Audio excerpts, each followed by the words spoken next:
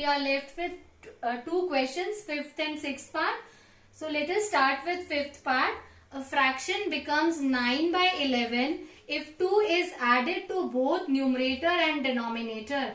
If 3 is added to both the numerator and denominator, it becomes 5 by 6. Find the fraction. अब बेटा इसमें क्या बोला हुआ है, जो फ्रैक्शन है वो 9 by 11 हो जाता है अगर 2 हम ऐड करते हैं न्यूमरेटर और डिनोमिनेटर दोनों में। तो पहले हमें न्यूमरेटर और डिनोमिनेटर पता होना चाहिए कि क्या है। तो हम ये ले रहे हैं, let numerator is equal to, या let numerator be x and denominator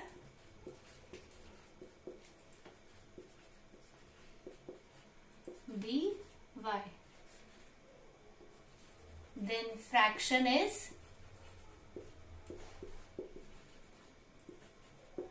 x by y. Now it is said when 2 is added to both numerator and denominator.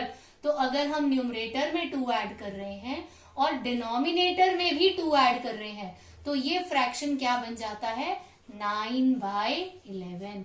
So according to question, जब न्यूमरेटर में भी 2 add किया, denominator में भी 2 add किया, तो जो फ्रैक्शन बना वो 9 by 11 के इक्वल बना। क्रॉस मल्टीप्लाई करेंगे इसे तो 11x plus 22 is equal to 9y plus 18 और 11x is equal to 9y और ये 18 माइनस 22 क्या हो जाएगा, -4. So this is our first equation. From here you will get the value of x is equal to 9y minus 4 by 11. तो जो हम second equation बनाएंगे उसमें आपने ये वैल्यू पुट करनी है। तो यहां से now in the second line it is said that if 3 is added to both the numerator and denominator, तो यहाँ एंड करके लिख रही हूं, पहले 2 ऐड किया था अब 3 ऐड करेंगे। if 3 is added to both numerator and denominator, numerator में भी 3 ऐड किया और डिनोमिनेटर में भी 3 ऐड किया, then the fraction becomes 5 by 6. now this is equal to 5 by 6. फिर क्रॉस मल्टीप्लाई करेंगे, 6x plus 18 is equal to 5y plus 15. Cross multiply किया है, दोनों टर्म से मल्टीप्लाई होता है, you know that. This is 15. Now this is equal to 6x minus 5y is equal to 15 minus 18 minus 3. This is our second equation. जो हमारे पास x की वैल्यू आई थी वो हम यहां सब्स्टिट्यूट करेंगे. तो substituting the value of x from 1 in equation 2.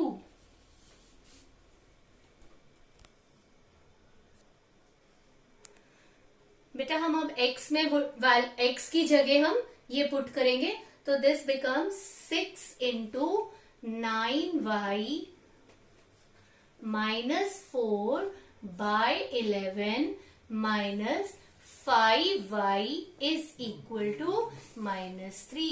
अब ये तो कट नहीं रहा तो एलसीएम लेंगे तो 11 is the LCM. 6 9s are 54. So 54y minus 24 minus इसके नीचे कुछ नहीं है मतलब 1 है तो 1 11 जा 11 5 जा. So 55y is equal to -3. तो ये 54 और minus 55 will give me -y minus 24 is equal to ये 11 -3 के साथ मल्टीप्लाई होगा तो क्या बनेगा -33. This gives me -y is equal to -33 plus 24 -9. Minus gets cancelled, we get y is equal to 9. तो ये y की वैल्यू हम पुट करेंगे यहां पर जहां पर हमने x को रखा था. तो x is equal to 9y, y की जगह हम 9 लिखेंगे -4 by 11. So x is equal to यहाँ पर 9 9 जा 81, 81 minus 4, 81 minus 4 is 77. तो 77 by 11, this gives me x is equal to 11. 7 जा होगा कैंसिल होके 7. So now question was find the fraction. Fraction जो ओरिजिनल फ्रैक्शन था वो क्या था? Fraction was x by y था, तो x की जगह हम 7 लिखेंगे और y की जगह 9. So the answer is 7 by 9. Now let us start with question number 6. Question number 3, 6th part. 5 years hence the age of Jacob will be 3 times that of his son. 5 years ago Jacob's age was 7 times that of his son. What are their present ages? जो relation हमें दिया हुआ है वो 5 years hence मतलब 5 साल बाद और 5 years और 5 years ago का. तो हमें जो है पहले प्रेजेंट एज देख लेते हैं. So let present age of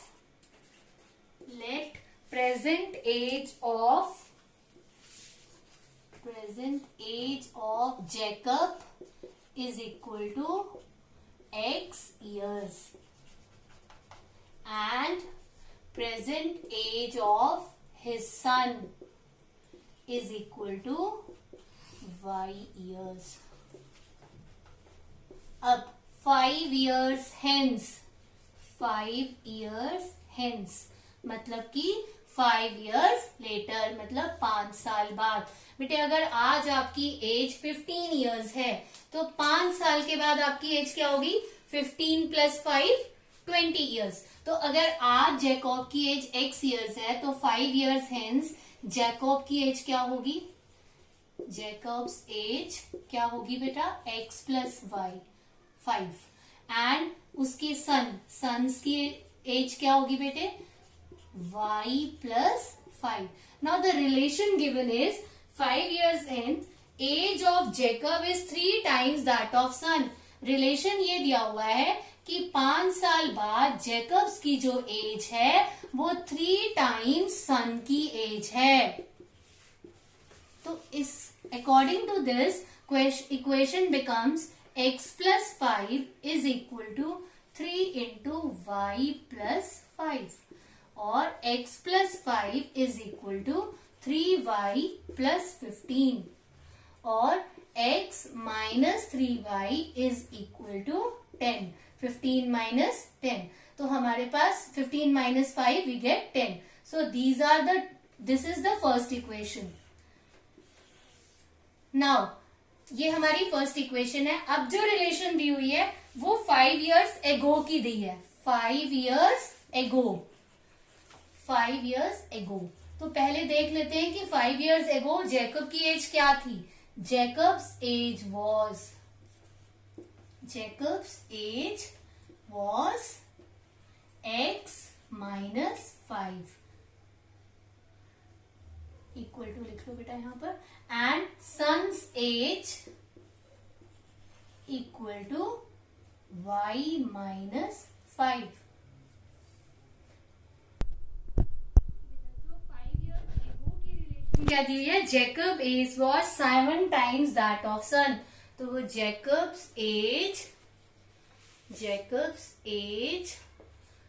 is equal to 5 times sons age. ये बोला हुआ है कि 5 साल पहले जो उनकी एज में रिलेशन था वो 7 times था. सॉरी यहाँ पे 7 आएगा बेटे. तो 5 years ago जो रिलेशन था कि जैकब की एज 7 times सन्स की एज थी. तो this means x minus 5 is equal to 7 into y minus 5. तो this gives me x minus 5 is equal to 7y minus 35 और x minus 7y is equal to minus 30. Minus 35 plus 5 minus 30. So this is my second equation. Now you will solve this first equation and second equation by substitution method. You will get the value of x and y and that will be their present ages. So today's homework is you will complete all parts of question number 1 and also all parts of question number 3.